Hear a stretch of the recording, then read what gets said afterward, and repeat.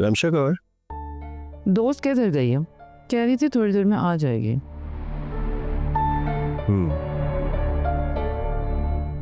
खाना किसने बनाया?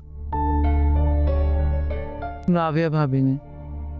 टेस्टी है और उसकी तरह। अपने लिए वो ले गई थी? जे पूरा बोल भर कर। कोई बात नहीं, खुद डाल दिया करो। आप फिक्र मत करें, रोजाना सुबह और शाम का खाना वो यहीं से लेकर जाती हैं। अपने घर से वो नाश्ता ही बनाती हैं।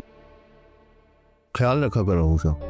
बल्कि गाय बगाया खुद भी पूछ लिया करो कि किसी चीज की जरूरत तो नहीं उन्हें। सारी जरूरियात तो पूरी कर रहे हैं उनकी, और इतना तो बनता भी नहीं है हमारा जितना हम कर रहे हैं।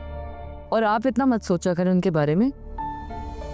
मरहूम भाई का खानदान है तो मेरी जिम्मेदारी बनती है ये सब। कहाँ लिखा है कि एक भाई मर जाए तो सारी जिम्मेदारी दूसरा भाई संभाल ले?